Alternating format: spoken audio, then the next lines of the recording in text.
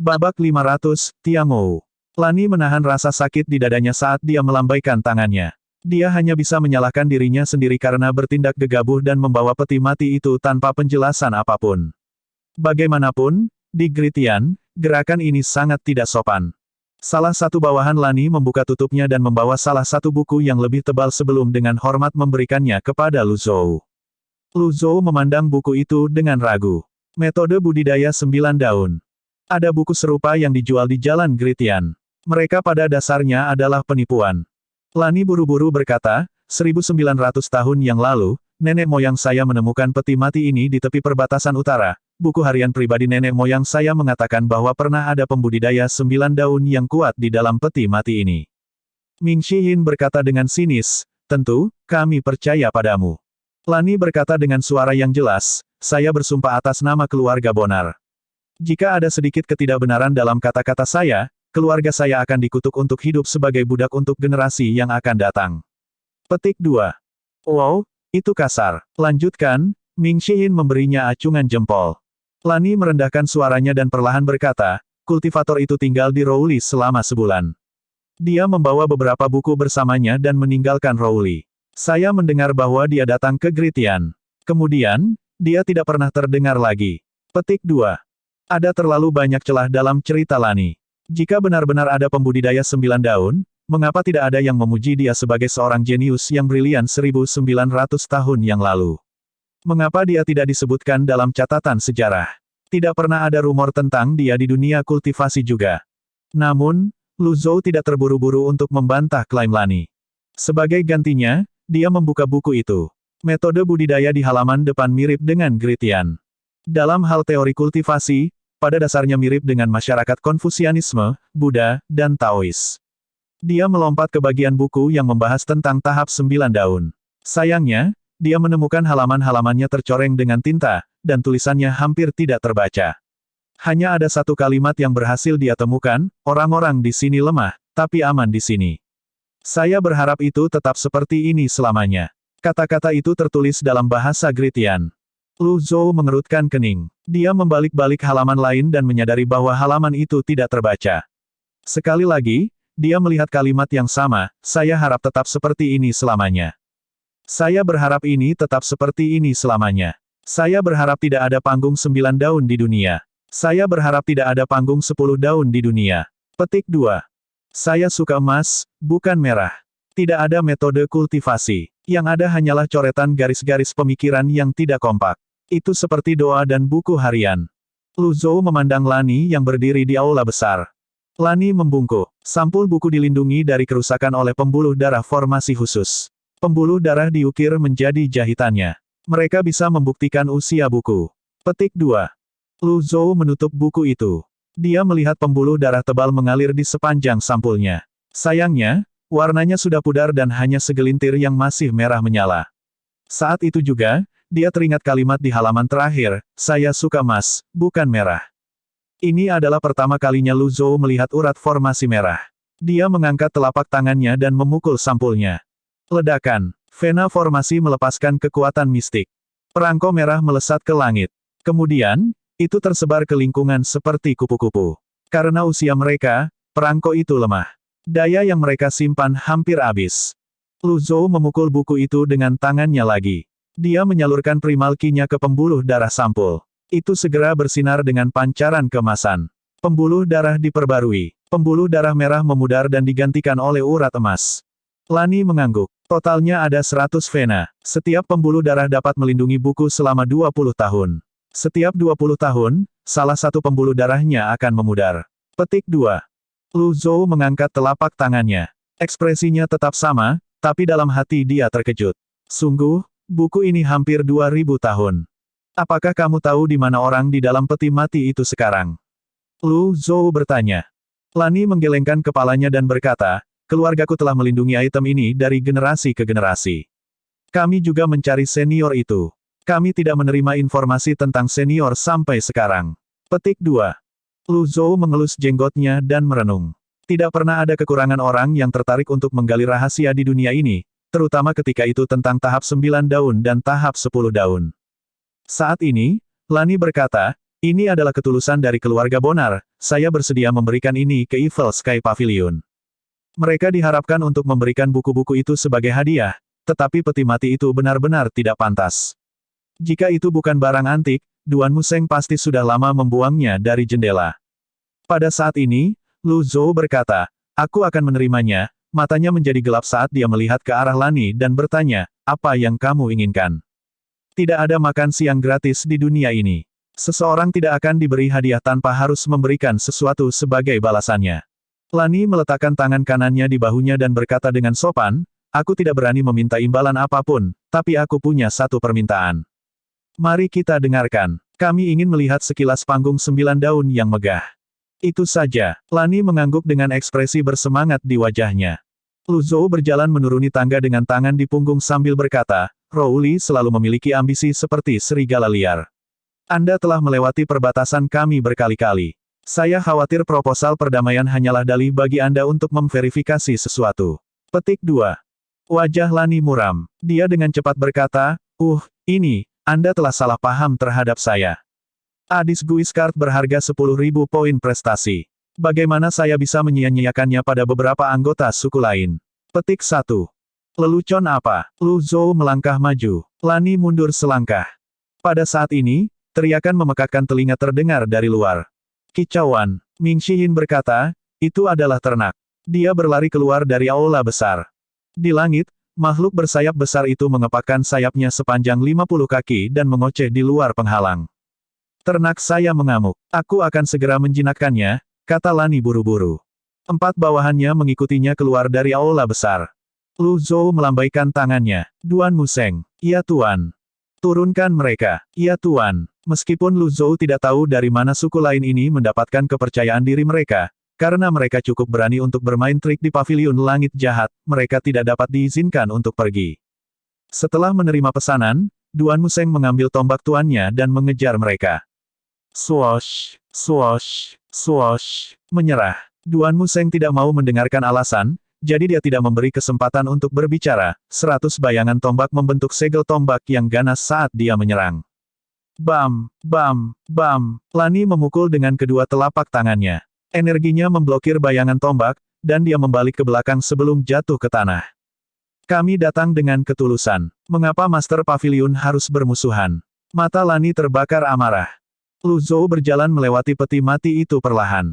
Dia masih penasaran dari mana Lani Bonar mendapatkan kepercayaannya. Dia melihat peti mati di sampingnya dan melihat itu tertutupi oleh pembuluh darah merah tua.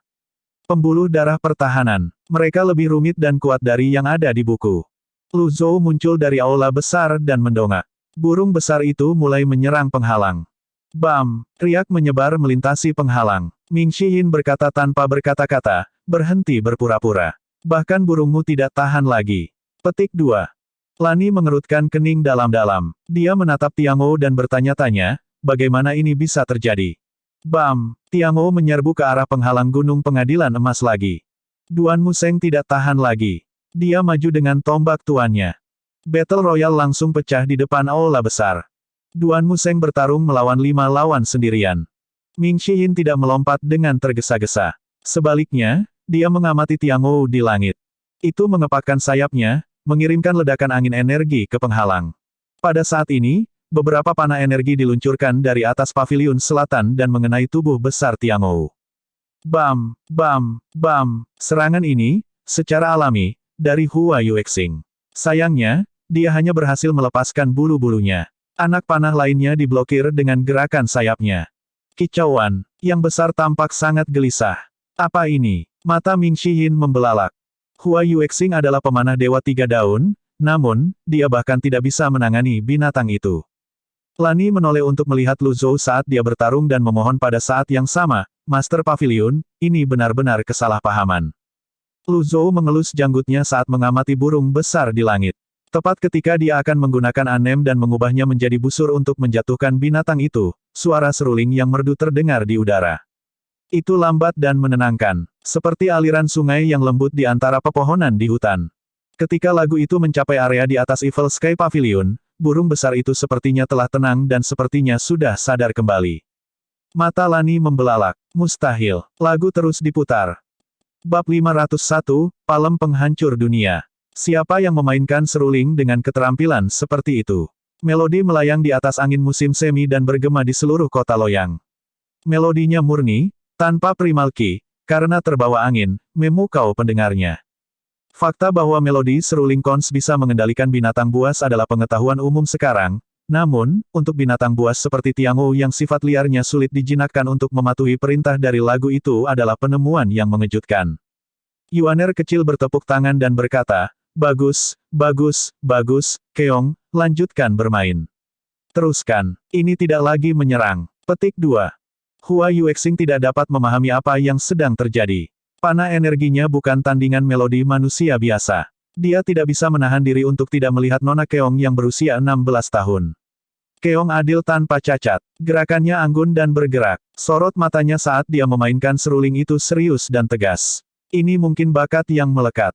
Lu Zhou juga terkejut. Tiangou bukanlah binatang biasa. Tampaknya telah menjalani beberapa pelatihan Roulian khusus agar menjadi begitu kuat.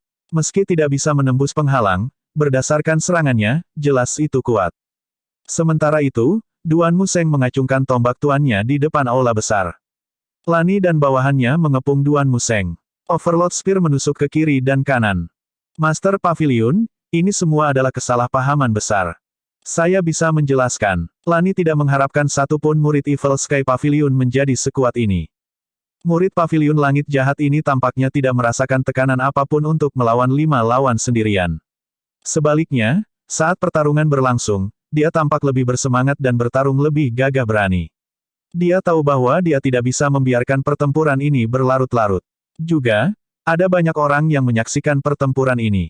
Ketika yang lain dari Evil Sky Pavilions membuat gerakan mereka, itu sudah terlambat. Duan Museng mengutuk, apa yang perlu dijelaskan? Mati. Duan Museng tiba-tiba melambaikan tangannya. Buah dari pelatihan konstannya di bawah air terjun ditampilkan dengan jelas pada saat ini. Kecepatan dia memegang tombak dan ketepatannya hampir tanpa celah. Roulians selalu dikenal karena kelincahan, kecepatan, dan kekuatan fisik mereka. Namun, pada saat ini, mereka semua didorong kembali oleh Duan Museng.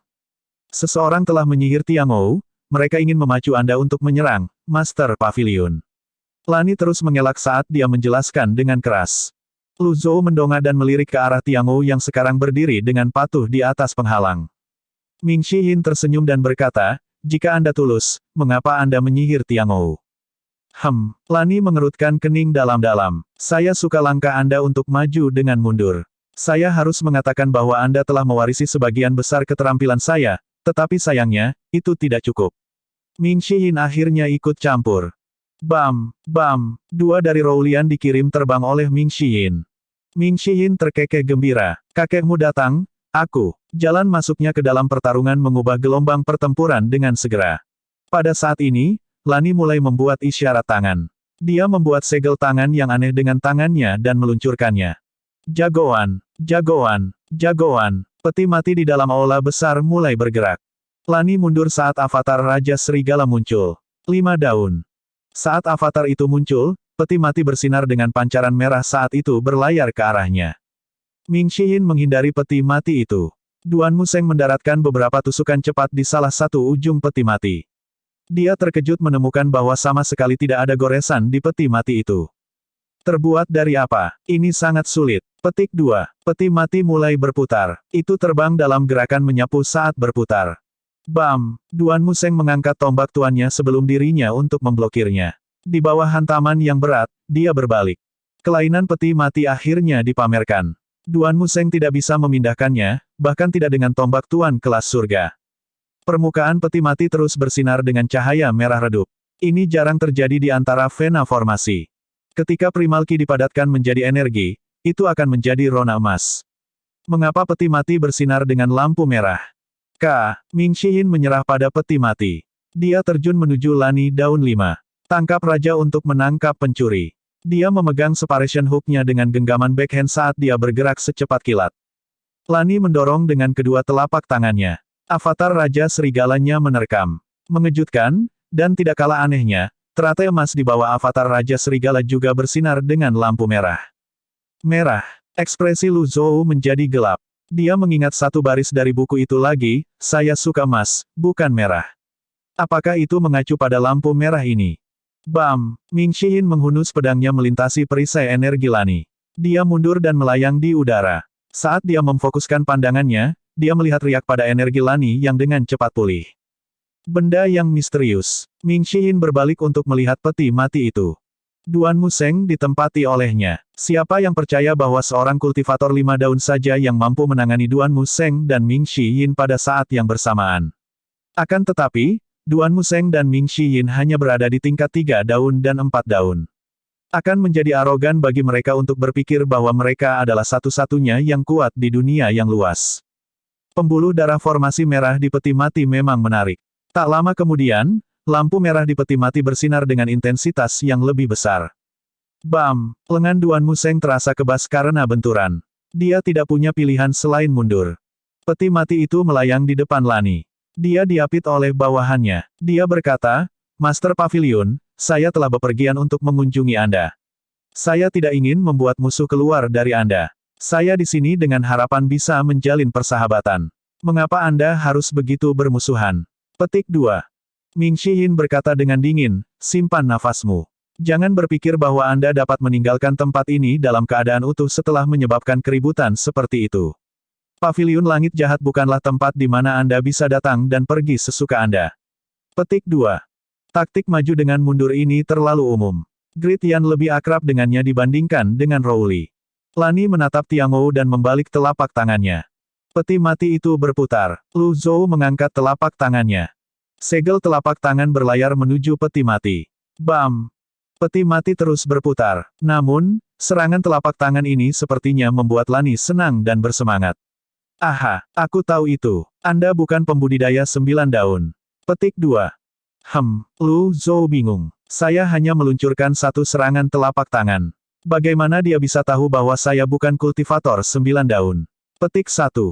Lani mulai tertawa gila. Apa yang saya katakan itu benar. Peti mati ini nyata, dan buku-bukunya juga nyata.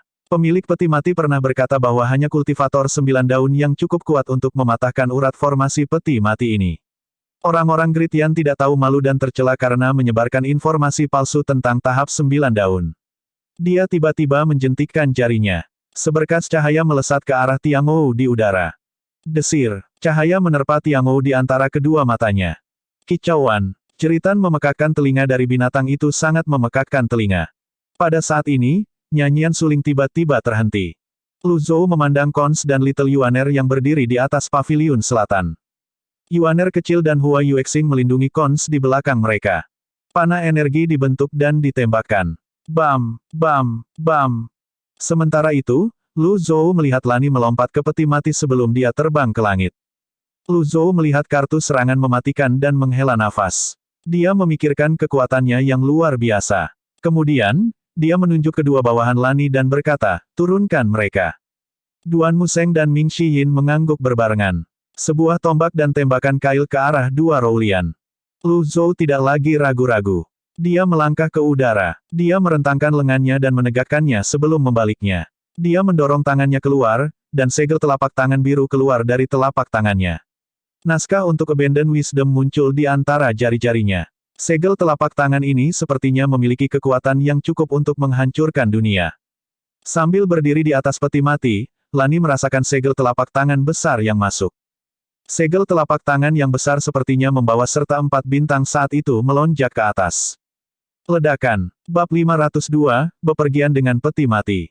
Serangan Abandon Wisdom-nya menghantam peti mati. Berdasarkan perhitungannya, sepertiga dari kekuatannya yang luar biasa seharusnya cukup untuk membunuh Lani dalam sekejap. Namun, ketika segel telapak tangan mengenai peti mati, itu meledak dengan cahaya merah seperti jaring. Ketika segel telapak tangan dan lampu merah bertabrakan, ledakan energi beriak ke sekitarnya. Peti mati merah digulung kembali dan redup. Lani terpengaruh oleh serangan balik dari segel telapak tangan. Punggungnya melengkung dengan anggota tubuhnya menghadap ke bawah saat dia jatuh ke tanah, menghadap ke langit. Dia memuntahkan seteguk darah saat dia menyentuh tanah. Bam! Peti mati dan Lani dikirim keluar dari penghalang oleh serangan itu. Begitulah cara kerja penghalang. Mudah untuk keluar tetapi sulit untuk masuk. Apalagi, mereka mengalami kerusakan akibat benturan telapak tangan. Hanya satu serangan telapak tangan yang dibutuhkan untuk memberikan kerusakan berat pada Lani. Ming Xiyin dan Duan Museng dengan mudah menjaga kedua bawahannya. Mereka mendongak pada saat bersamaan.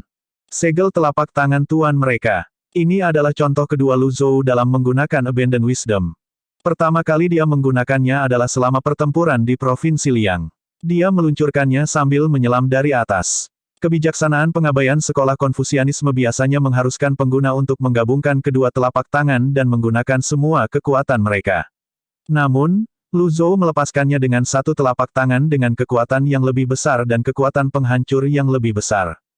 Peti mati itu berputar saat terbang kembali. Itu tidak lagi bersinar.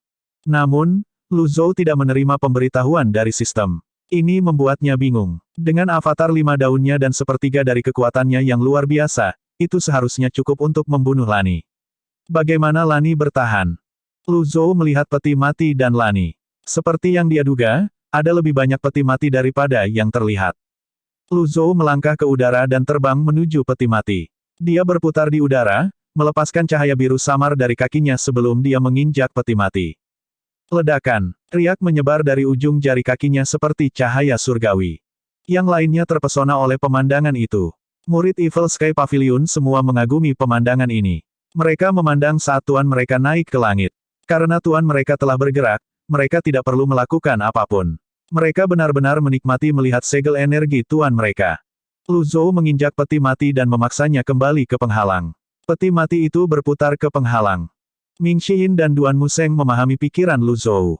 Mereka terbang pada saat yang sama dan menangkap peti mati dengan energi mereka. Pada saat ini, Tiango tiba-tiba mengepakkan sayapnya. Kicauan, dengan teriakan yang memekakkan telinga dan melengking, embusan angin kencang bertiup. Lu Zhou berhenti di udara. Basis budidaya tulip Naschen Divinity sedikit terlalu lemah. Saat dia mundur, Lani melawan rasa sakit di organ dalamnya, dan dia terbang menuju Tiango. Dia tampak putus asa sekarang. Matanya merah saat dia berdiri di punggung Tiango. Dia berteriak dengan marah, "Apa yang kamu tunggu? Pergilah!" Teriakan tajam terdengar di udara. Di bawah komando Lani, Tiango mengepakkan sayapnya dan melarikan diri dengan panik. Lani berbalik untuk melihat Lu Zhou yang datang ke arahnya di udara. Dia mengetuk titik meridiannya sendiri dan berkata dengan suara yang jelas, "Bahkan jika Anda bukan seorang kultivator 9 daun, Anda setidaknya seorang kultivator 7 atau 8 daun." Merasa santai sekarang, dia menepuk punggung Tiango saat dia terus berkata, "Setelah lolos dari pertempuran ini, keluarga Bonar suatu hari akan meratakan seluruh Yan Agung." Pada saat ini, suara yang mengesankan terdengar dari belakangnya. "Apakah saya mengatakan Anda diizinkan untuk pergi?" Hati Lani gemetar. Matanya membelalak saat dia berbalik untuk melihat-lihat. Dia melihat Lu Zhou, lelaki tua itu, mengejarnya di punggung Wizard. Pengejar dan yang dikejar. Lu Zhou mendekati Lani saat Wizard menambah kecepatan, dalam beberapa napas. Lebih cepat, Lani membenamkan telapak tangannya ke tubuh Tiango. Tiango memiliki sayap untuk memulai. Dengan cara terbang dan kecepatannya yang liar, ia tampak seperti komet di langit. Sayangnya, lawannya adalah Wizard. Wizard adalah tunggangan yang kecepatan dan kelincahannya setara dengan Tiango, jika tidak lebih unggul. Mereka hanya bisa menjaga jarak jika mereka terbang dengan kecepatan yang sama. Lu Zhou berdiri di punggung Wizard saat dia mengelus janggutnya dengan tangan kirinya dan mengangkat telapak tangan kanannya. Dia mengarahkannya ke atas dan menyulap primalkinya. Sinar biru bersinar dari antara jari-jarinya lagi saat skrip, Abandoned Wisdom, muncul. Dia menegakkan lengannya. Jagoan. Ketika segel telapak tangan muncul, itu bergema dengan jelas di udara. Sementara itu, Lani melepaskan semua primalkinya dan memadatkannya menjadi energi. Sementara lengannya disilangkan, rune Vena formasi bulat melindunginya. Lu Zhou menganggap ini aneh. Vena formasi mengingatkannya pada metode pembentukan segel dari masyarakat Konfusianisme Yan Agung. Namun, itu tidak penting sekarang. Pada saat ini, segel telapak tangan Abandoned Wisdom yang besar mendarat di Lani dan menyerempet Tiango. Lani membelalakkan matanya. Vena formasi di depan lengannya retak, dan hancur. Itu tidak bisa menahan Abandoned Wisdom. Ledakan. Lani dan Tiango jatuh. Pada saat ini, sekelompok orang di dalam hutan melihat ke atas dan melihat Tiango mengepakkan sayapnya saat jatuh. Tetap berpegang pada rencana dan dukung ketua. Beberapa pembudidaya dengan celana ketat keluar melalui hutan dan menuju ke titik pendaratan Tiango dengan kecepatan yang menyilaukan. Lu Zhou melambaikan tangannya dan mengingat Wizard. Dia bingung saat melihat ke arah Tiango dan Lani yang jatuh ke tanah. Mengapa saya tidak mendengar pemberitahuan sistem? Sebuah jebakan. Fated Bond. Sebuah istilah aneh muncul di benak Lu Zhou sebelum ia sadar. Pantas saja Lani begitu percaya diri dan berani membawakan peti mati untuknya. Sungguh licik. The Fated Bond adalah metode untuk berbagi kekuasaan di Gritian. Itu kemudian diadaptasi menjadi ilmu sihir. Ketika Si Uya terserang mantra pengikat saat itu, dia pernah berpikir untuk menggunakan Su Honggong untuk mengelabui gurunya agar memecahkan mantra melalui teknik menghubungkan ini. Bedanya, Lani telah mengikat hidupnya sendiri dengan kehidupan Tiangou. Dengan kata lain, nyawa Tiangou adalah nyawa Lani. Selama Tiangou bertahan, dia tidak akan mati. 1000 pound jatuhkan. Lu Zhou merpati. Lani telah kehilangan kemampuan bertarung. Dengan serangan dari segel telapak tangan Abandoned Wisdom, fungsi tubuhnya sangat terpengaruh. Ledakan. Tiangou menabrak hutan lebat dan menimbulkan awan debu.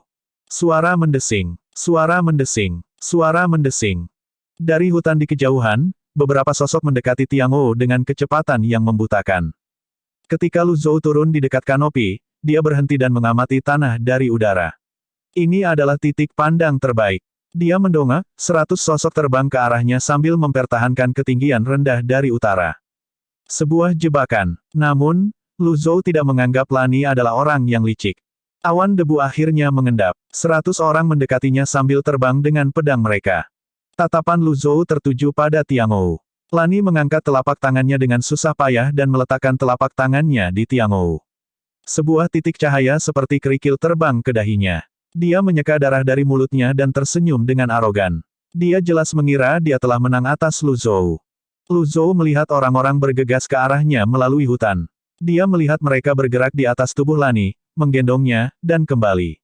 Dia tidak tahu dari sekte mana 100 kultivator pedang itu berasal dan dia juga tidak tahu apakah mereka adalah teman atau musuh. Tidak penting. Lu Zhou mengangkat telapak tangannya.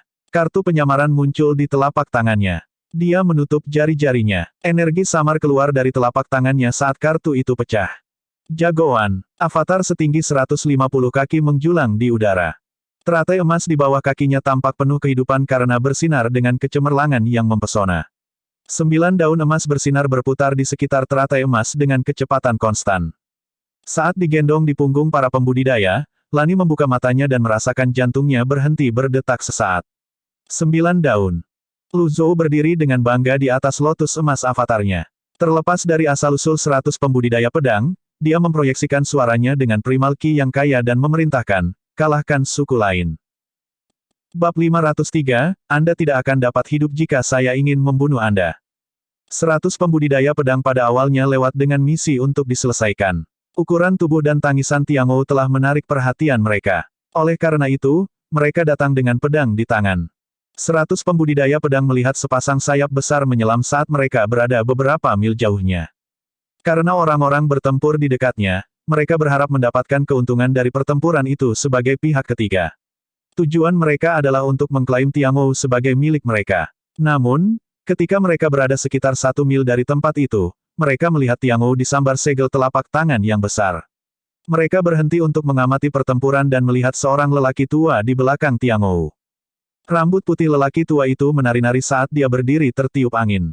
Matanya tajam. Dia mengenakan jubah Daois. Auranya sendiri sudah cukup untuk menimbulkan rasa hormat yang menakutkan di dalamnya. 3 kaki es tidak terbentuk dalam 1 hari. Orang tua dengan aura ini bukanlah orang yang lemah.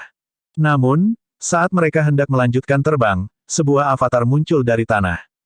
Tingginya 150 kaki dan lebar 40 kaki. 9 daun berputar mengelilingi teratai emasnya. 100 pembudidaya pedang tercengang, terpaku ke tempat mereka tanpa bergerak. Pada saat yang sama, mereka mendengar suara lelaki tua itu. Kalahkan suku lain. Pertunjukan 9 daun, tentu saja, mengintimidasi semua orang. Mereka akan mematuhinya, tidak peduli dia teman atau musuh. Mereka segera menyingkirkan pikiran mereka untuk menangkap Tiangou. Mereka melihat ke arah yang ditunjuk Lu Zhou dan melihat beberapa pembudidaya melarikan diri dari area Tiangou telah jatuh.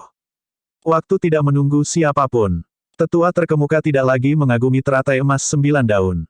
Dia mengalihkan pandangannya dan berkata dengan suara yang dalam, kalahkan suku lain.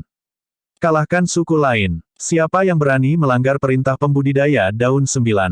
Mereka menahan semua pikiran yang mengganggu untuk saat ini. 100 pembudidaya pedang menyerbu ke arah target mereka saat mereka mengejar pedang mereka dengan kecepatan tinggi. Dengan kultivator 9 daun meminta bantuan mereka menjadi bersemangat dan ingin melakukan yang terbaik. Mereka belum pernah merasa seperti ini sebelumnya. Para pembudidaya pedang dengan antusias mengejar suku lain. Mereka masing-masing memunculkan beberapa pedang energi saat mereka maju dengan cara menyapu. Pohon-pohon tumbang dan benturan pedang energi memenuhi udara. Mereka bergerak seperti kawanan ikan yang berenang. Lani Bonar merasa bola matanya akan keluar dari rongganya saat dia digendong. Dia mendesak orang-orangnya, sedikit keputusasaan bisa terdengar di suaranya. Lari, lebih cepat. Petik 2. Master Evil Sky Pavilion benar-benar berada di tahap 9 daun. Itu bukan lelucon. Mengapa dia tidak melancarkan serangan ketika dia berada di Evil Sky Pavilion saat itu? Apakah dia sedang dipermainkan? Dia tiba-tiba teringat bahwa kucing suka bermain dengan tikus, mengais tikus sebelum membunuh mereka. Tikus tidak akan bisa melarikan diri bahkan jika mereka diberi sayap. Rasa tidak berdaya dan putus asa yang dalam muncul di hatinya, membuatnya sulit untuk bernapas.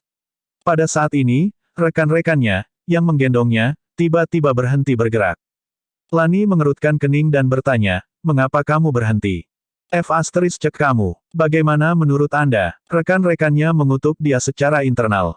Orang yang menggendongnya menegangkan lengannya dan melemparkan Lani pergi. Dia menggambar busur di udara sebelum jatuh dengan bunyi gedebuk di tanah. Kamerat itu melihat ke kiri dan ke kanan. Kemudian, dia berbalik dan menatap avatar 9 daun. 10 detik sudah tepat. Itu tidak panjang atau pendek. Dia melihat avatar itu, dan napasnya tersengal-sengal saat dia mengutuk, sialan kau karena telah menyeretku ke dalam ini. Lani menderita luka dalam yang parah akibat 2 serangan Abandon Wisdom. Dia hanya bertahan karena Tiangou menanggung sebagian besar beban itu untuknya. Fated Bond praktis menyalurkan semua kerusakan ke Tiangou. Meski begitu, dia diambang kematian. Dia hampir tidak bisa menahan jatuh. Dia sama sekali tidak punya cara untuk menyuarakan rasa sakitnya. Aku tidak punya cara untuk mengetahui bahwa dia adalah kultivator 9 daun yang sebenarnya juga. Peti mati yang ditinggalkan oleh leluhurnya telah dengan jelas membuktikan bahwa Master Pavilion bukanlah elit 9 daun. Bagaimana ini bisa terjadi? Pada saat ini, 100 pembudidaya pedang mencari daerah itu dengan pedang mereka.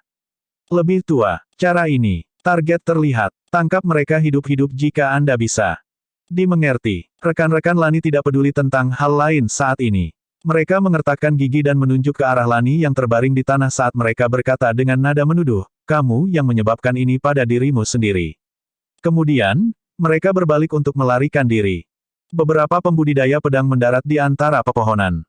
Mereka membawa Lani di antara mereka dan terbang kembali. Para pembudidaya pedang lainnya terus mengejar. 100 pembudidaya pedang mengejar mereka.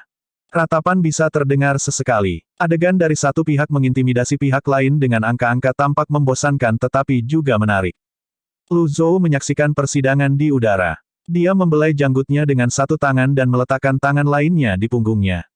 Panggung 9 daun pasti nyaman. Waktunya tepat. Jika 100 pembudidaya pedang tidak lewat pada saat ini, dia harus menggunakan 6 kartu serangan mematikan untuk membunuh semua suku lain. Sekarang, sepertinya dia bisa menyimpan kartunya. Setelah berjam-jam, 100 pembudidaya pedang kembali dengan pedang mereka.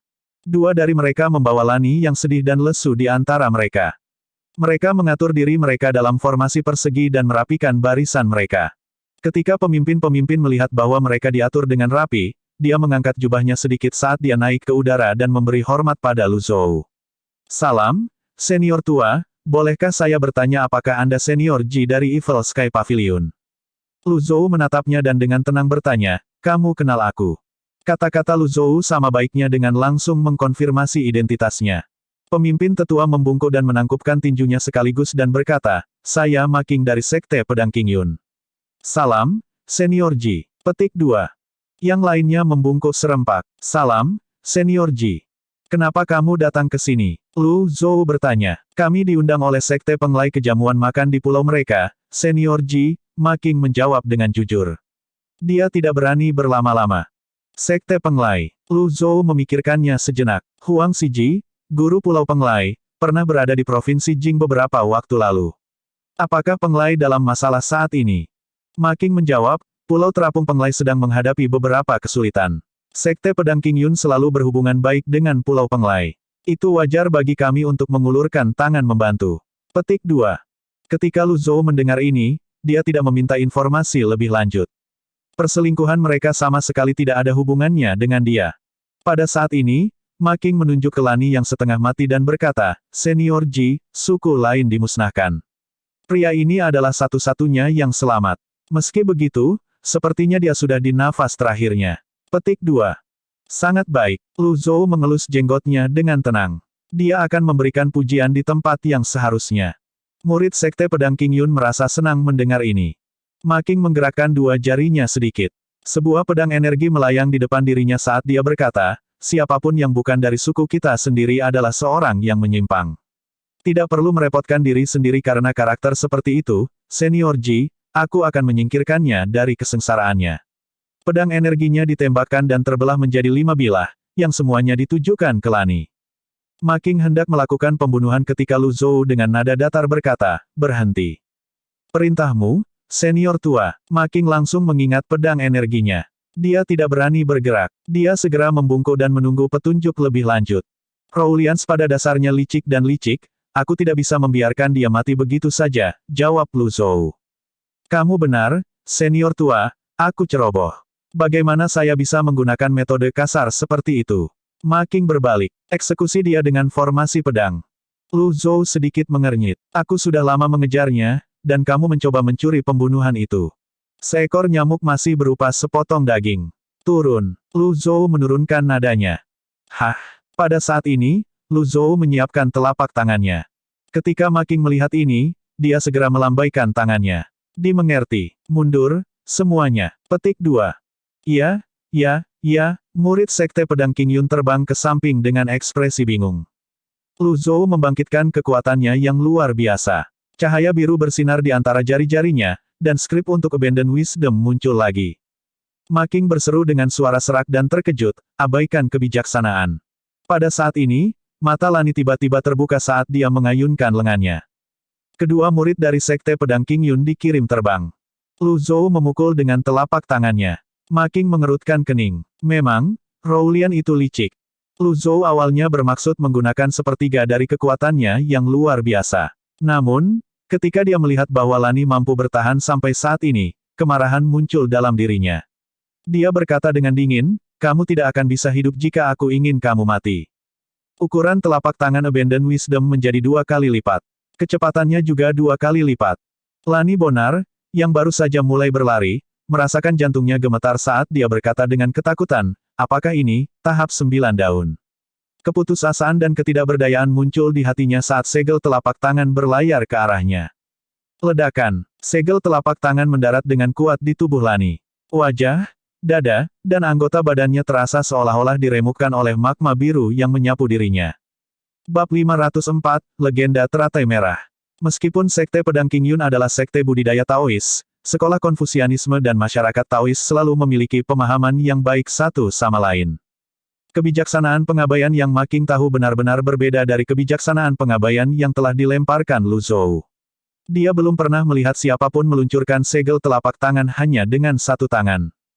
Baik itu dari bawah, atas, atau diluncurkan dengan satu tangan, tidak ada bedanya bagi Lu Zhou. Dia hanya memukul lalat. Itu akan mati tidak peduli bagaimana dia memukulnya. Hanya mereka yang tidak cukup kuat yang akan berpikir untuk membenturkan lalat ke dinding atau ke tanah. Setelah segel sawit mendarat, targetnya menjadi abu yang berhamburan tertiup angin. Tidak ada lagi jejak dari anggota suku lain di sana. Ding! Membunuh target. Hadiah, 3.000 poin prestasi. Catatan, target Fated Bond dimasukkan. Segel telapak tangan tidak memudar. Sebaliknya, ia terus bergerak maju, terbang ke bawah. Ledakan. Puluhan pohon tumbang dengan benturan. Ketika awan debu mengendap, jejak telapak tangan yang jelas terlihat di tanah. Yang lainnya bahkan tidak berani bernapas dengan keras. Banyak dari mereka menelan ludah ketakutan ketika mereka melihat jejak telapak tangan dan bertanya-tanya seberapa kuat penjahat Tuaji. Mereka tidak berharap penjahat Tuaji yang legendaris menjadi begitu kejam. Seperti yang diharapkan, tidak ada anggota Paviliun Langit Jahat adalah orang baik.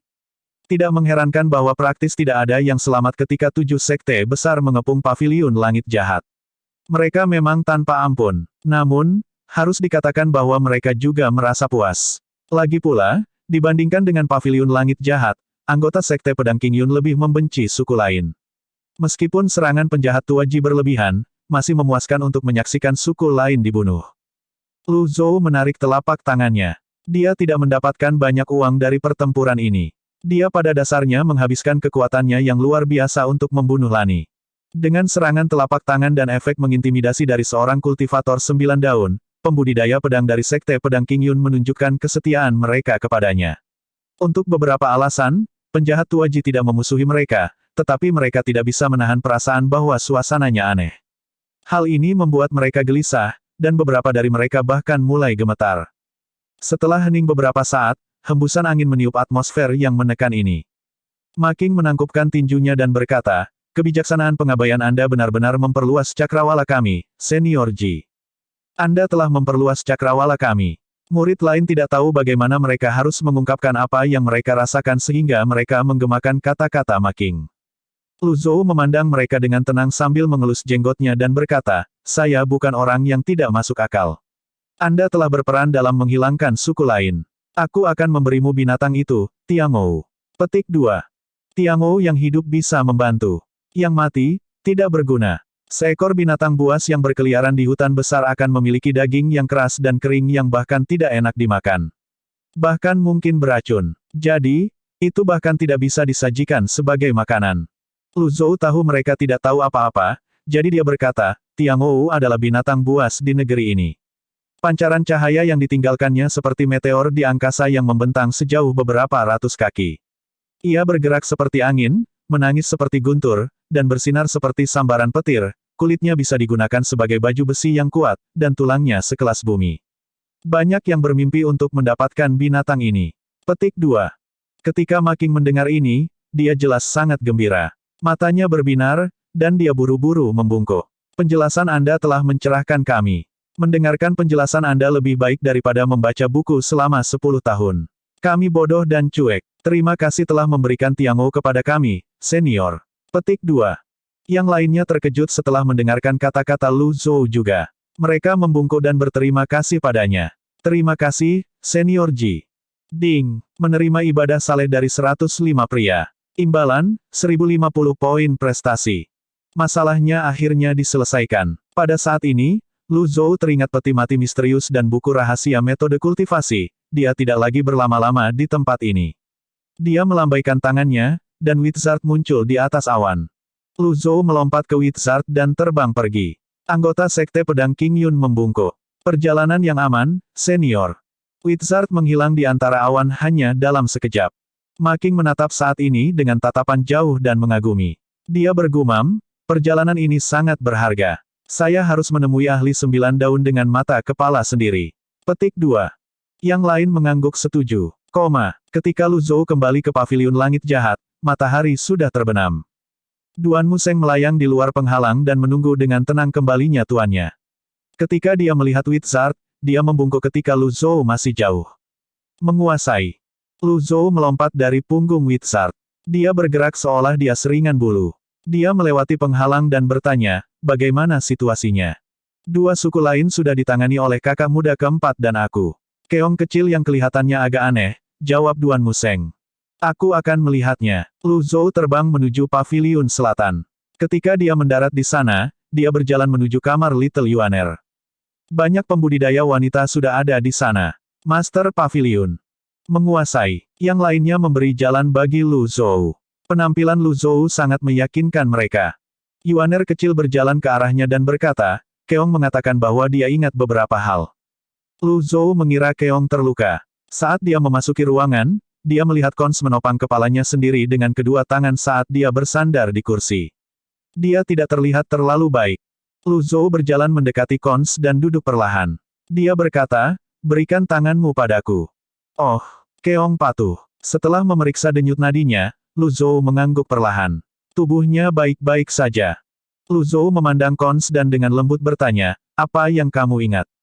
Keong berkata, teratai merah. Sesuatu terjadi dalam diri Lu Zhou. Dia kaget. Dia melakukan yang terbaik untuk mempertahankan ekspresi netral agar dia tidak menakuti Nona Keong.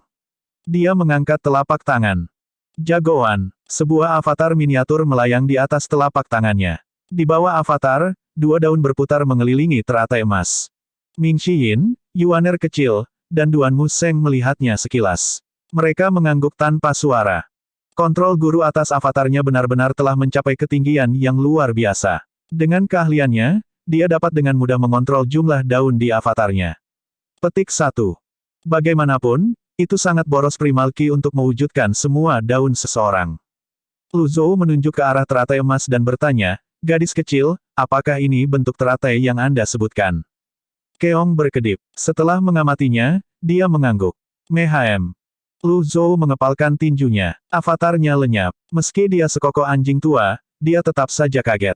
Kata-kata Keong berarti seseorang sedang membudidayakan teratai merah. Apakah kamu ingat di mana? Lu Zhou bertanya. Keong cemberut. Dia menggelengkan kepalanya dan berkata, saya tidak tahu. Pada saat ini, Ming Xiyin menyela, Guru, apakah dia mengatakan bahwa seseorang sedang membudidayakan teratai merah? Ini, tidak mungkin nyata, kan? Petik 2. Duan Mu Seng mengangguk dan berkata, tidak ada yang pernah menanam teratai merah. Namun, mereka tiba-tiba teringat teratai biru tuan mereka dan kekuatan penghalang juga. Dia berkata, mungkinkah semacam mutasi yang disebabkan oleh teknik rahasia? Dalam keadaan normal, energi yang dipadatkan dari primal ki berwarna emas. Vian Zhen akan membuatnya menjadi hitam, penyembuhan membuatnya menjadi hijau, dan menyerap penghalang membuatnya menjadi biru.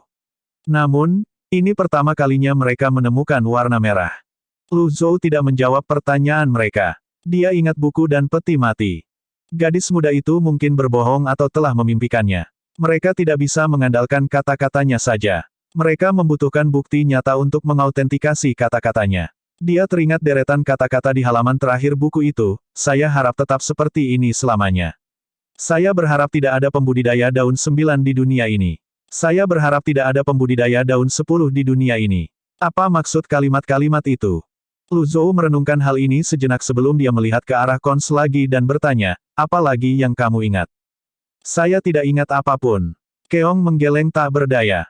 Amnesia, Lu Zhou menebak. Pada saat ini, Ming Xiyin membungkuk dan berkata, Guru, menurut saya dia tidak menderita amnesia. Seseorang dengan amnesia entah kehilangan ingatannya atau menyegel ingatannya. Ketika mereka mencoba mengingat ingatan mereka, itu pasti akan memicu beberapa reaksi di kepala mereka. Namun, ini dia, duduk di sini tanpa terpengaruh, kata Ming Xiyin. Saya curiga dia lebih mungkin dalam keadaan sebelum terbangun. Mengapa kamu mengatakannya? Lu Zhou juga memikirkan hal ini sebelumnya, tetapi dia tidak bisa memastikan. Beberapa terlahir dengan kemampuan bawaan sementara beberapa terlahir untuk berkultivasi.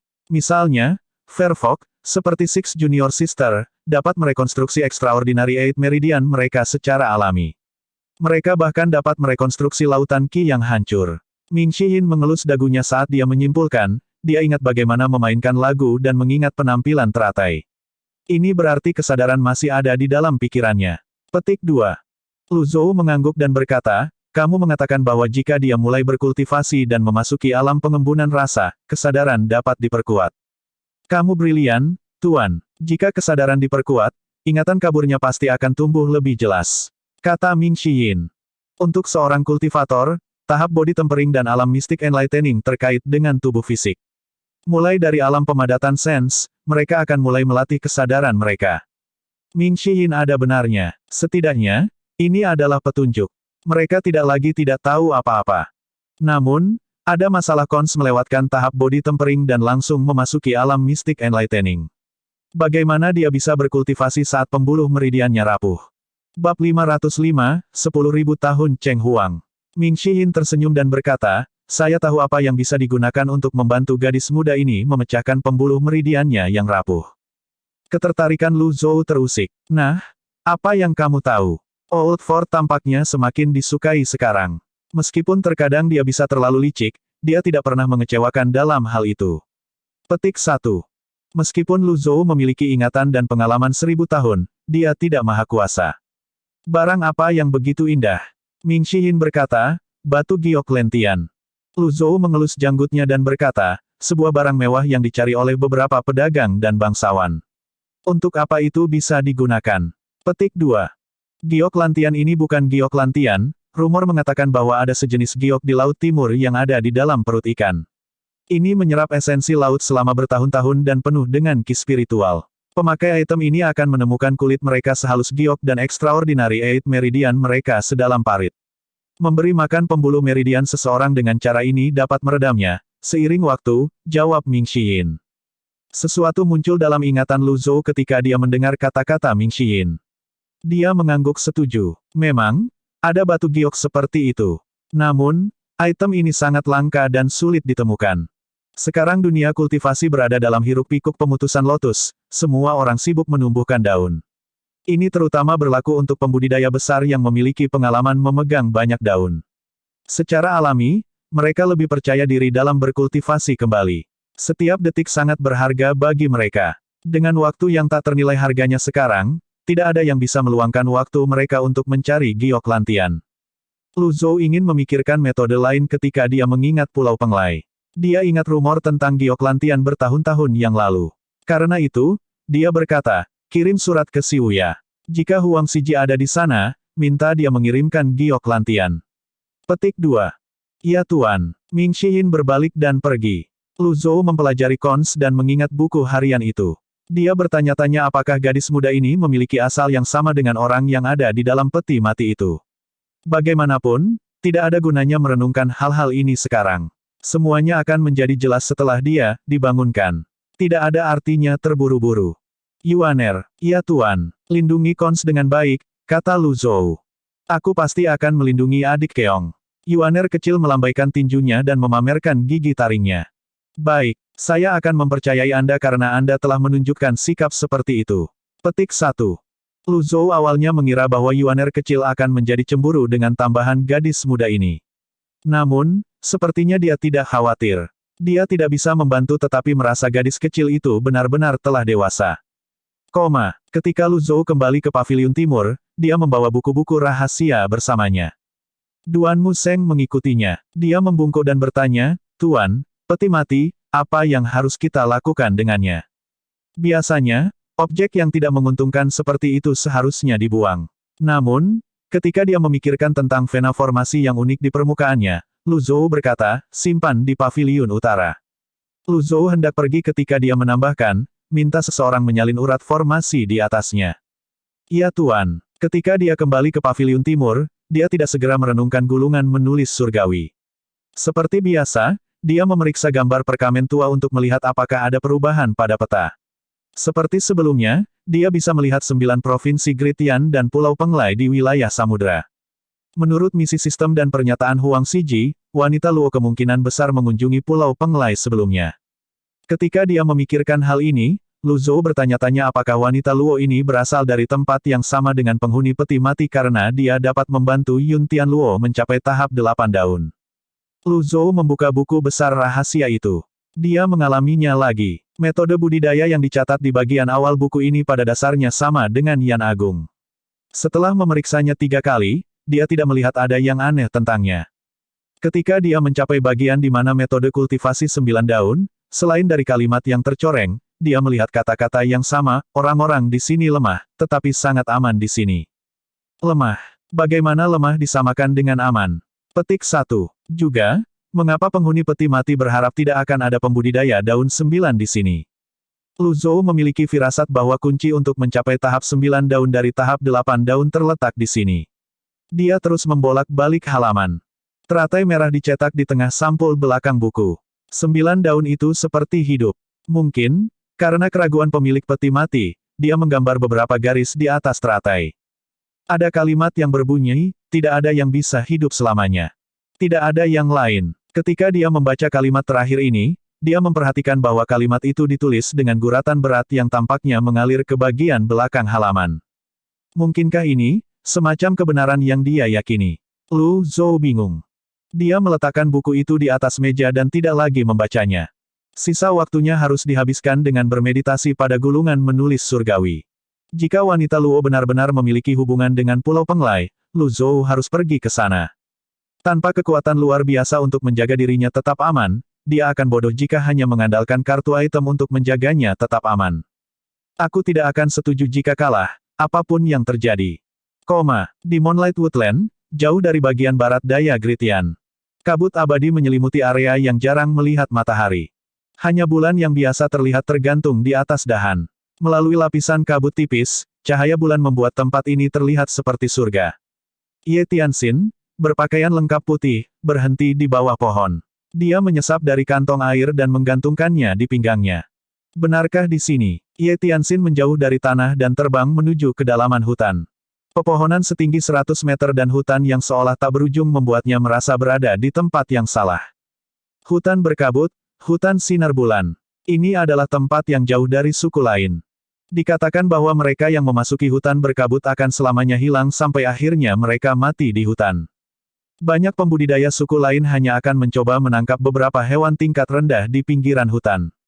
Ye Tianxin memiliki satu tujuan, dan itu adalah menemukan Cheng Huang. Dia berjalan dan berhenti di hutan lebat. Ketika dia bertemu dengan monster besar, dia memilih untuk bersembunyi dan menghindarinya. Ketika dia bertemu dengan hewan bersayap yang menavigasi pepohonan dengan mudah, dia memilih untuk berbaring dan menyembunyikan kehadirannya. Terkadang, dia akan membuat kesalahan dan tidak punya pilihan selain melawan binatang buas. Ini, tentu saja, berarti dia terkadang akan terluka juga. Sudah lebih dari 10 hari sejak dia datang ke Moonlight Woodland dan berkelana jauh ke dalam Misty Forest. Setiap 10 hari, dia akan merasa haus. Saat itulah dia akan minum. Seperti yang rumornya katakan, sepertinya dia sudah tersesat sejak lama. Setelah beristirahat, dia melanjutkan perjalanannya di antara pohon itu. Yo, suara unik menarik perhatiannya saat ini. Itu bergema di sekelilingnya. Dia mengerutkan kening. Pengalamannya di hutan berkabut memberitahunya bahwa ini adalah binatang yang unik.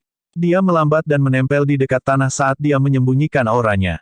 Kabut menggantung di udara. Dia tidak bisa melihat apapun di depannya. Yang bisa dia lakukan hanyalah menahan napas. Berderak, berderak, berderak. Suara itu semakin dekat.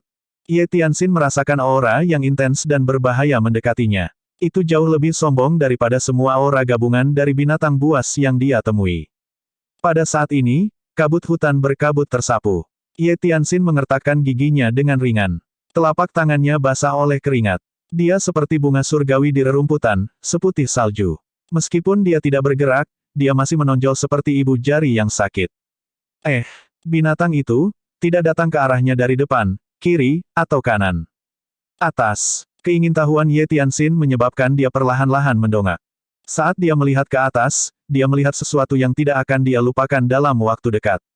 Sepasang mata emas samar bisa terlihat samar-samar melalui kabut tipis. Mereka sebesar bola sepak saat bergerak. Jantung Ye Tianxin berdebar kencang di tulang rusuknya. Matanya dipenuhi dengan kekaguman. Berderak, berderak. Binatang buas itu sepertinya beringsut mendekat ke arahnya. Kepalanya yang besar melewati kabut dan muncul di hadapan Ye Tianxin. Yang membuat jantungnya berdebar lebih jauh adalah bahwa tempat dia berdiri adalah tempat hidung binatang itu. Sepertinya mengendus untuk mencari makanan. Ye Tianxin hanya sebesar lubang hidungnya. Dia belum pernah melihat binatang sebesar itu sebelumnya. Sial. Bab 506, Penglai. Ada pepatah dalam ajaran Buddha bahwa semua pertemuan adalah kehendak langit. Semua pertemuan sudah ditakdirkan. Tidak ada yang namanya datang lebih awal atau terlambat. Anda akan bertemu dengan orang yang seharusnya Anda temui pada waktu yang tepat. Bulu binatang itu benar-benar putih. Hidungnya tajam. Ia memiliki 2 tanduk besar di kepalanya. Matanya sipit dan langsing seperti bulan sabit. Itu menyipit saat memandang Ye Tianxin seolah mencoba mencari tahu apakah dia makanan atau sesuatu yang lain. Ye Tianxin tidak berani bergerak. Meskipun dia adalah seorang pembudidaya 6 daun, dia tidak yakin dia bisa melarikan diri dari makhluk kolosal ini. Tidak heran orang-orang mengatakan hanya kultivator 8 daun yang berani menjelajah jauh ke dalam 4 hutan. Ye Tianxin tidak bisa melihat tubuhnya. Dia hanya bisa melihat kepalanya. Jika dia harus mendeskripsikan penampilannya, dia akan mengatakan bahwa itu menyerupai versi rubah putih yang lebih ramping. Yo, binatang itu berteriak, lari. Ye Tianxin menyingkirkan semua pikiran yang mengganggu saat dia melepaskan avatarnya. Jagoan, avatar 6 daun teratai emasnya menjulang setinggi 70 kaki. Teknik hebat, Ye Tianxin berbalik dan melarikan diri. Anehnya, dia merasakan embusan angin sebelum dia merasakan tubuh dan avatarnya terbungkus oleh sesuatu. Rasanya seolah-olah dunia berputar dan terlempar ke udara sebelum jatuh pada saat yang bersamaan. Dia tidak bisa mengendalikan primal ki-nya sama sekali. Yo, teriakan tajam lainnya terdengar di udara. Ye Tianxin akhirnya mendarat. Tepatnya, rasanya dia telah mendarat di atas bulu putih lembut. Dia tidak punya waktu untuk memeriksa sekelilingnya ketika angin kencang bertiup ke arahnya. Ini buruk. Ye Tianxin memunculkan primal ki-nya dan membentuk perisai energi untuk memblokir angin. Swoosh, swoosh, swoosh. Realisasi tiba-tiba menyadarkan Ye Tianxin, dia berada di belakang binatang itu. Binatang besar itu menggendongnya saat ia menavigasi melalui hutan dengan kecepatan yang menyilaukan. Setelah berjalan berjam-jam, lapisan tipis kabut memudar. Lapisan yang menggantung di udara terbelah. Binatang itu bergerak dengan kecepatan kilat saat membawa Ye Tianxin di punggungnya. Setiap langkah yang ditempuh menempuh jarak beberapa ratus meter. Dia bisa melihat lebih jelas sekarang. Di bawah sinar bulan, panjangnya 150 kaki. Selain bercak putih di kepalanya, binatang itu berwarna kuning. Melawan bulan, ia melompat dari tebing. Sebuah nama muncul di benak Ye Tianxin. Cheng Huang. Verfok menggambarkan Cheng Huang berbentuk seperti rubah dengan paku di punggungnya. Pengendaranya akan mendapatkan umur 2000 tahun. Dia akhirnya menemukannya. Tapi, kenapa Cheng Huang melompat dari tebing denganku? Yo, kejatuhan sepertinya berlangsung selamanya seolah-olah mereka jatuh ke jurang maut. Ketika mereka turun, dia melihat tanaman merambat dan hewan bersayap yang tak terhitung jumlahnya. Beberapa dari mereka bahkan lebih besar dari Cheng Huang. Mereka mengitari permukaan tebing dan mengeluarkan lolongan memekakkan telinga yang bergema melalui jurang. Pada saat ini, Ye Tianxin akhirnya menyadari ada kemungkinan dia akan terjebak dalam jurang ini selamanya. 7 hari telah berlalu dalam sekejap mata. Di Paviliun Timur Evil Sky Pavilion. Lu Zhou membuka matanya. Dia menegaskan bahwa kekuatannya yang luar biasa telah terisi kembali sepenuhnya. Kemudian, dia mengkonfirmasi poin prestasi yang tersisa. Poin prestasi, 59.880 poin. Dia tidak harus menggunakannya untuk membeli lebih banyak kartu item, selain itu, dengan basis kultivasinya saat ini, menggunakan kartu item tidak lagi ekonomis. Selain itu, dia selalu dapat membelinya pada menit terakhir untuk menghindari masalah yang tidak perlu. Lu Zhou berdiri dan meninggalkan Paviliun Timur. Ketika dia melihat tuannya keluar, Ming Shiyin berjalan menemuinya. Tuan, saudara muda ketujuh telah menjawab, dia mengatakan bahwa Tuan Pulau Huang sedang sibuk saat ini karena Sekte Nether sedang melawan Provinsi Yu, kata Ming Shiyin. Apakah dia menyebutkan Giok Lantian? Lu Zhou bertanya dengan bingung. Tuan Pulau Huang berkata bahwa Giok Lantian masih ada di Pulau Penglai. Dia akan mengundangmu ke pulau itu dan mempersembahkannya kepadamu sendiri. Petik 2. Lu Zhou mengangguk saat mendengar ini. Sangat baik. Ding. Membunuh target. Hadiah, 10 poin prestasi. Petik 2. Ding. Membunuh target. Hadiah, 10 poin prestasi. Petik 2. Pemberitahuan dari sistem terus terngiang-ngiang di telinganya. Sumber poin pahala berasal dari Yu Sangrong dan Si Wuya. Lu Zhou mengelus jenggotnya dengan ringan dan melihat ke arah Provinsi Yu. Bisakah kamu menaklukkan ibu kota surgawi dalam 6 bulan? Saya akan mengunjungi Pulau Penglai. Bisakah kamu dan Duan Museng menjaga Gunung Golden Court saat aku pergi? Lu Zhou bertanya sambil menatap Ming Shiyin. Tentu saja, itu sama sekali bukan masalah. Ming Shiyin berpikir, saya akan dikutuk jika ada masalah. Sekarang semua orang tahu ada pembudidaya 9 daun di Paviliun Langit Jahat, hanya orang bodoh yang akan mencoba mencari masalah di sini. Petik 1. Itu keren. Sementara itu, Anda harus berkultivasi lebih keras. Anda tidak perlu terlalu ragu untuk memutuskan lotus Anda, kata Lu Zhou. Iya, Tuan, itu hanyalah memotong lotus saya. Saya bisa melakukannya dalam sekejap. Petik 2. Secara kebetulan, saat Ming Shiyin berbicara, Duan Museng kebetulan memasuki Paviliun Timur dengan tombak tuan di tangannya. Old Fort, kemana dia pergi? Ming Shiyin bergidik. Dia membungkuk pada Lu Zhou dan buru-buru berkata, ada yang harus saya atasi, guru. Aku akan pergi. Dia menghilang dari pandangan hanya dalam sekejap mata. Duan Museng berdiri di luar Paviliun Timur saat dia membungkuk dan berkata, salam, Tuan. Apa itu? Pernahkah Anda melihat kakak muda keempat? Saya telah mengembangkan teknik tombak baru. Lu Zhou mengangguk puas dan berkata, senang melihat kalian berdua saling membantu. Terima kasih atas pujian Anda, Tuan. Saya pasti akan melakukan semua yang saya bisa untuk membantu kakak junior keempat. Petik 2. Ding. Duan Museng yang disiplin. Hadiah, 200 poin prestasi. Petik 2. Ding. Ming Shiyin yang disiplin. Hadiah, 200 poin prestasi. Petik 2. Aku mendisiplinkan mereka berdua dengan kalimat ini. Lu Zhou melihat ke arah Ming Shiyin pergi dan menggelengkan kepalanya. Dia meninggalkan paviliun timur dan pergi ke paviliun selatan. Dia melihat Cons duduk sendirian di bangku batu di luar aula dan memanggilnya, Keong. Keong berbalik dan melihat Lu Zhou yang berwajah lembut. Dia tersenyum saat dia melompat dari bangku batu dan berjalan ke arahnya. Anda di sini. Lu Zhou mengamati kondisinya lagi. Keong dalam kondisi sangat baik. Segala sesuatu tentang dia normal. Dia sepertinya tidak terpengaruh oleh Tiangou. Teriakan melengking Tiangou dan teknik suara pantulan bukanlah sesuatu yang bisa dengan mudah ditahan oleh manusia. Namun, dia tampak sama sekali tidak terpengaruh. Jika dia bisa mulai berkultivasi, menerimanya sebagai murid juga bukanlah ide yang buruk.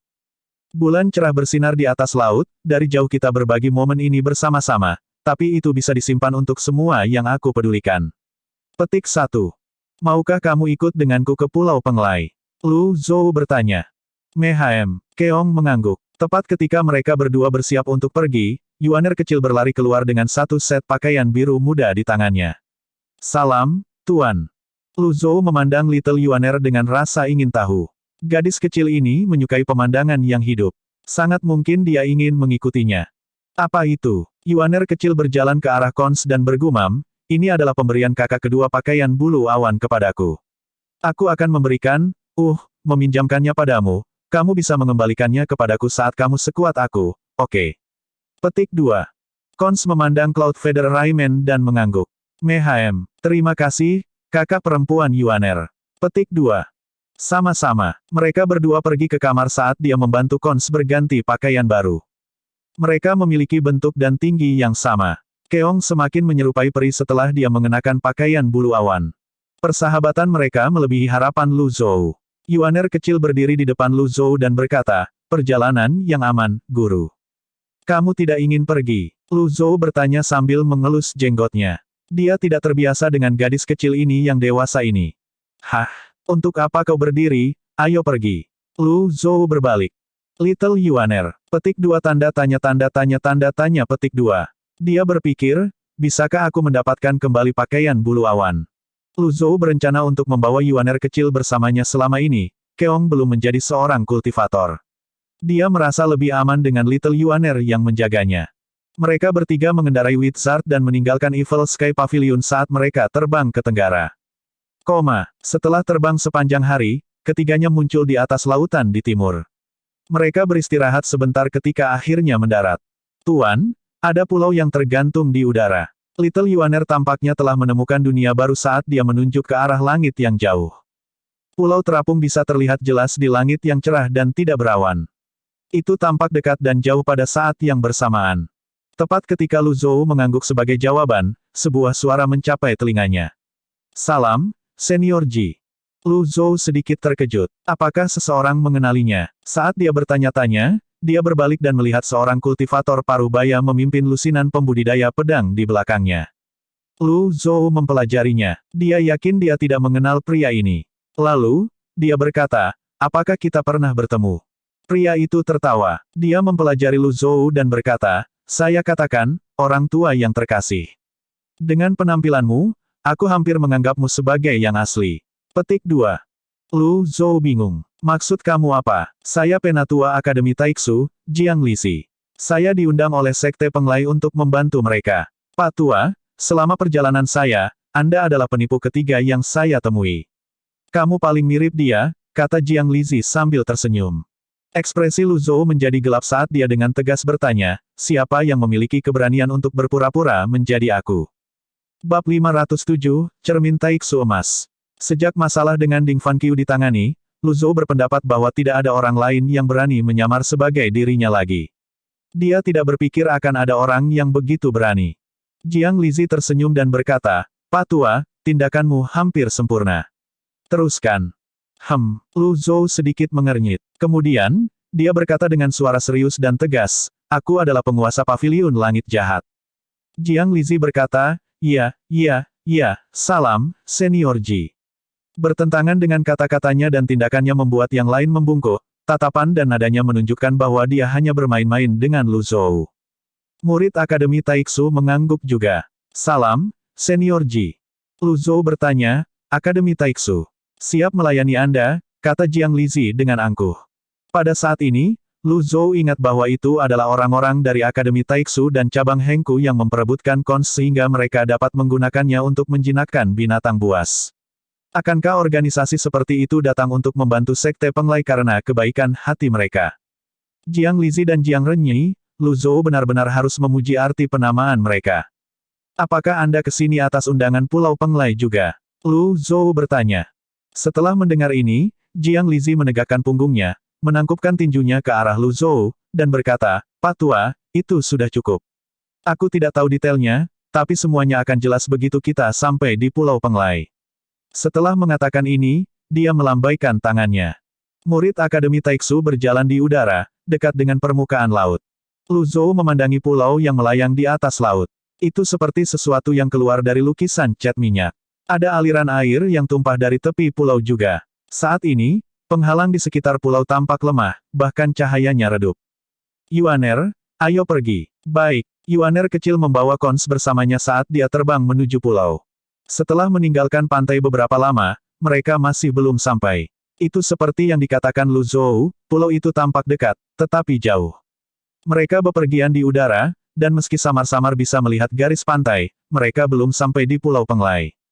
Setelah beberapa waktu, pulau itu semakin jelas di mata Lu Zhou. Ada 5 pulau berkumpul, 4 pulau mengelilingi 1 pulau dalam lingkaran. Semua pulau tertutup cahaya biru redup yang dibiaskan dari laut. 4 formasi besar yang terwujud dalam cahaya yang sangat terang tampak membentang sejauh beberapa mil. Pulau-pulau itu masih asli. Tanaman hijau subur terlihat di mana-mana. Indah, kata Kons, mengagumi pemandangan pulau-pulau itu. Ada banyak orang di sana. Yuaner kecil menunjuk ke pintu masuk ke pulau itu. Pintu masuknya adalah jalan setapak yang terbuat dari lempengan batu. Sungguh boros. Ini adalah Pulau Penglai, tempat yang ingin dikunjungi semua orang. Lu Zhou, Yuaner kecil, dan Kons terbang menuju pulau. Pada saat ini, seseorang berlari ke arah mereka dari antara kerumunan. Senior Ji, kita bertemu lagi. Orang itu tidak lain adalah Ma King, tetua agung dari Sekte Pedang Qingyun, yang dia temui beberapa hari yang lalu ketika dia mengalahkan Lani, Sang Roulian. Dia juga membawa murid-muridnya bersamanya. Karena mereka baru saja bertemu dengannya baru-baru ini, mereka mengenalnya. Murid Sekte Pedang Qingyun membungkuk serempak, menarik perhatian para pengamat. Mereka yang hadir di tempat kejadian kebanyakan adalah teman dari berbagai sekte. Lu Zhou berkata dengan nada datar, tidak perlu basa-basi seperti itu. Kemudian, dia mengamati pulau yang dikelilingi oleh pulau-pulau lainnya. Pada saat ini, Jiang Lizi, Penatua Agung dari Akademi Penatua Taiksu, berjalan mendekat dan menepuk bahu Ma King sebelum dia berkata, Kakak Ma, pikiran-pikiran yang hebat benar-benar berpikiran sama. Siapa yang berpikiran sama? Ma King menjauh dari Jiang Lizi. Jiang Lizi terus berkata, tanpa sadar, menurutku Pak Tua ini, di antara semua yang aku temui sebelumnya, paling mirip dengan senior Tua Ji. Bagaimana menurutmu, Kakak Ma? Petik 2. Ma King sedikit mengernyit. Dia menganggap Jiang Lizi seolah-olah Jiang Lizi sudah gila. Dia berkata, saya tidak mengerti apa yang Anda bicarakan. Ini adalah Patriark Evil Sky Pavilion yang asli. Jangan kasar. Petik 2. Jiang Lizi tercengang. Namun, hanya sesaat sebelum dia berkata sambil tersenyum, saya mengerti, Anda selalu diplomatis, Saudara Ma.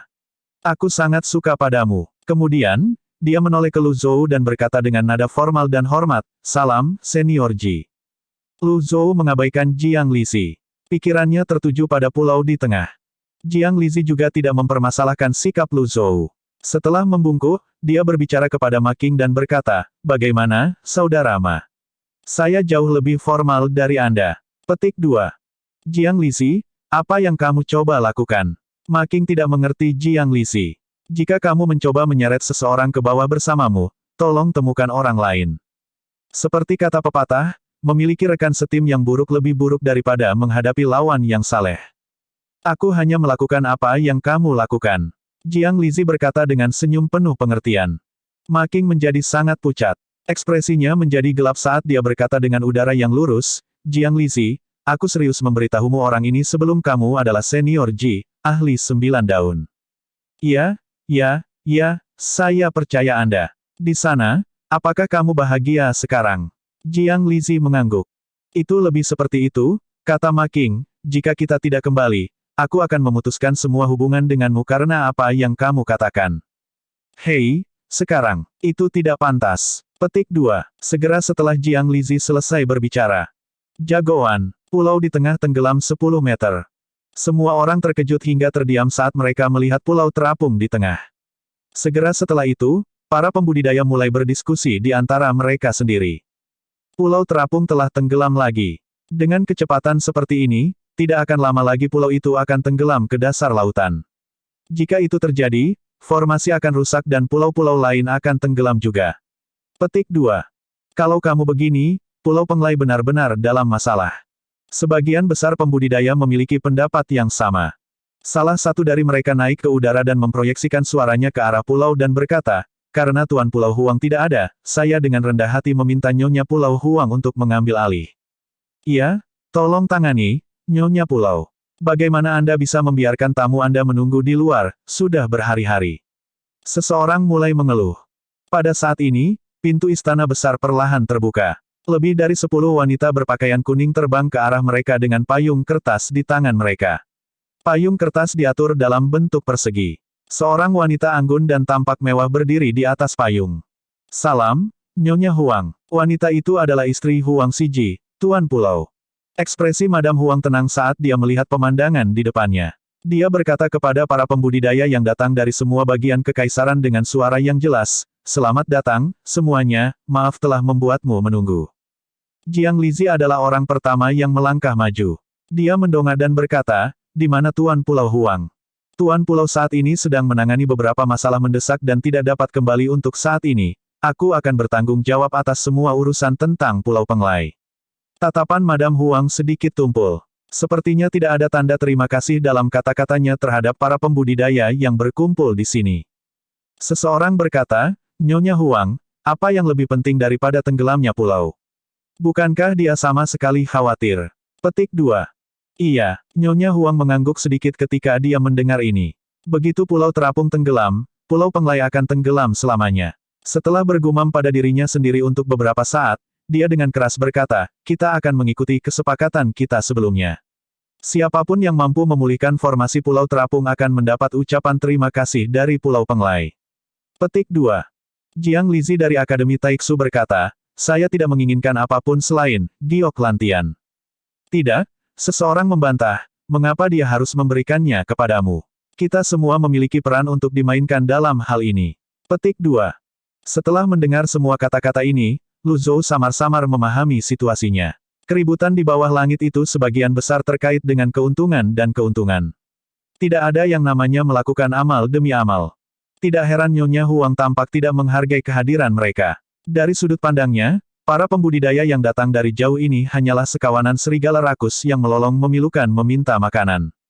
Mungkin saja mereka akan menjarah pulau-pulau itu secara terbuka ketika mereka tenggelam atas nama melindungi harta dan kekayaan demi pulau itu. Terus terang, sebagian besar orang di sini menunggu hasil yang mudah. Pada saat ini, Ma King, tetua agung dari Sekte Pedang King Yun, menangkupkan tinjunya dan berkata, semuanya, tolong dengarkan aku. Yang lainnya berpaling untuk melihat Ma King. Ma King berkata dengan hormat, karena Island Master tidak ada di sini, haruskah kita meminta Old Senior Ji dari Evil Sky Pavilion untuk memimpin?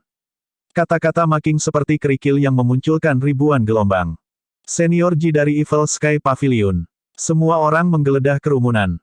Mereka yang tidak buta melihat seorang lelaki tua berdiri di tepi pulau dengan dua gadis yang tampak bodoh di sampingnya. Senior Ji, sudah berapa lama dia di sini? Petik 2. Apakah dia biasanya bersikap rendah hati seperti itu? Beberapa kaget sementara yang lain bingung. Nyonya Huang yang berdiri di atas payung juga menoleh. Jiang Lizi berkata, saudaraku Ma, bukankah menurutmu kamu terlalu berlebihan dalam bertindak? Ma King mendengus dan berkata, murid Sekte Pedang King Yun, dengarkan kata-kataku, mulai hari ini dan seterusnya, Sekte Pedang King Yun memutuskan semua hubungan dengan Akademi Taiksu. Jiang Lizi menjawab, baik-baik saja denganku. Jika dia Senior Ji, bagaimana Anda menjelaskan ini? Dia mengangkat tangannya. Yang lainnya memandang Jiang Lizi. Jiang Lizi memegang cermin perunggu kuno seukuran telur. Cermin itu dihiasi dengan ornamen emas dan rune dan urat yang tidak terbaca. Cermin Taiksu. Terjadi keributan. Cermin Taiksu atau cermin Taiksu emas. Itu terkenal di dunia kultivasi. Namun, tidak ada yang terlalu memperhatikannya karena tidak membantu kultivasi atau meningkatkan kekuatan seseorang. Cermin Taiksu emas dikatakan sebagai cermin terbaik di Akademi Taiksu. Itu dapat memverifikasi keaslian suatu objek, mengukur basis kultivasi seseorang, dan mengintip ke kedalaman jurang gelap. Akademi Taiksu tampaknya serius dengan masalah ini karena telah membawa harta karun ini ke sini. Petik 2. Jiang Lizi menangkupkan tinjunya dan berkata dengan suara keras, atas perintah leluhurku, dengan cermin Taiksu emas, aku di sini untuk membantu Sekte Penglai.